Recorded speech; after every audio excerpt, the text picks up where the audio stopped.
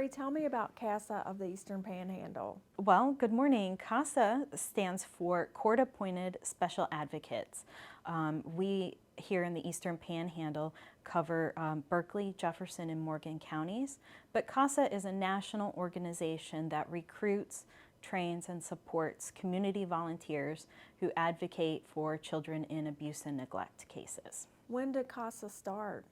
The national program started in the late 1970s out of Seattle, Washington, but Casa of the Eastern Panhandle was founded 20 years ago. We celebrated our 20th anniversary April 11th of this year.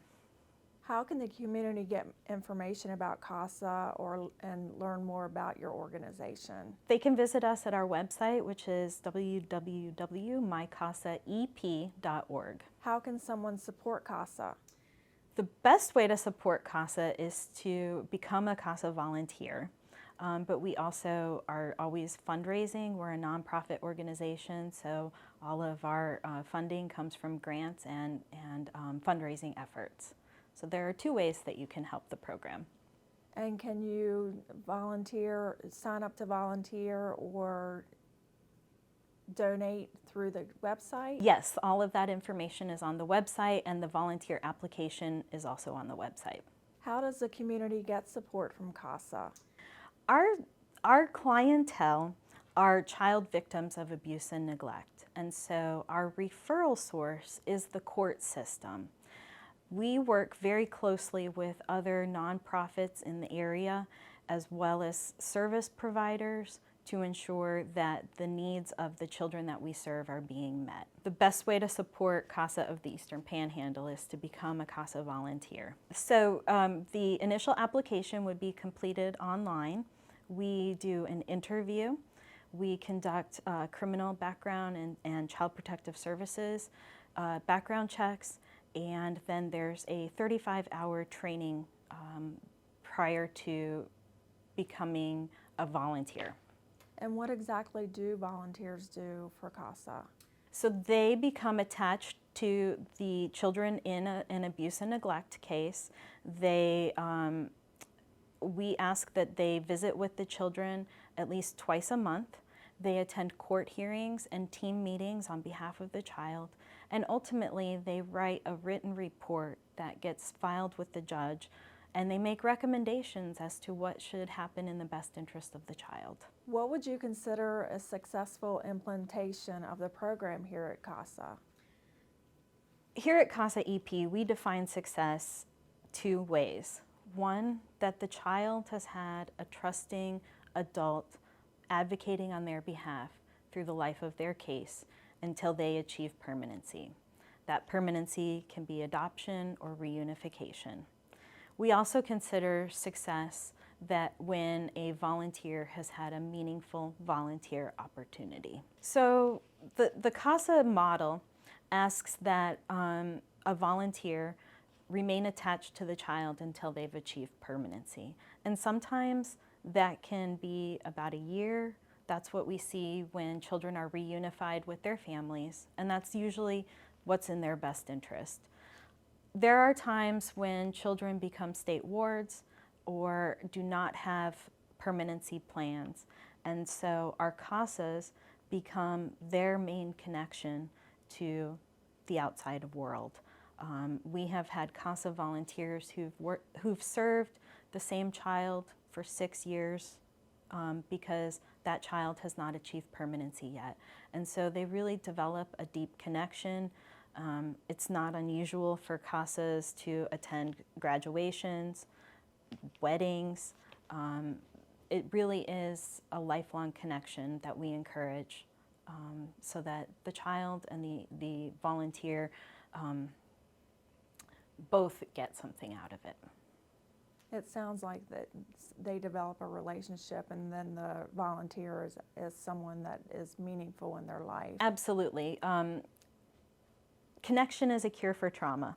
It really is. Mm-hmm. And that's one of the things that we train our volunteers on. And so though we work with, children who've experienced traumatic events, we hope that knowing that one person will walk with them by their side through the whole process They can trust that person. That person is not part of the case. They're merely their advocate speaking on their behalf.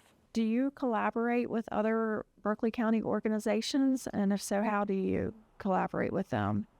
Our main collaboration comes in the form of referrals in both directions. So as our Casa volunteers go through the case, they may reach out to other programs like Stars That Shine or Children's Home Society to ensure that the children's needs are being met. We also receive referrals from our community partners when they identify a child that's at risk or know that a child might need an extra set of eyes on their situation. Where would you like to see Casa grow to next? Our goal for the last couple of years has been very simple. We would like to see a Casa for every kid involved in the system. And right now, we're very fortunate to be able to serve almost 100% of the children in Jefferson and Morgan counties. But in Berkeley County, we're only serving about 45% of the children who are involved in abuse and neglect cases. Yeah.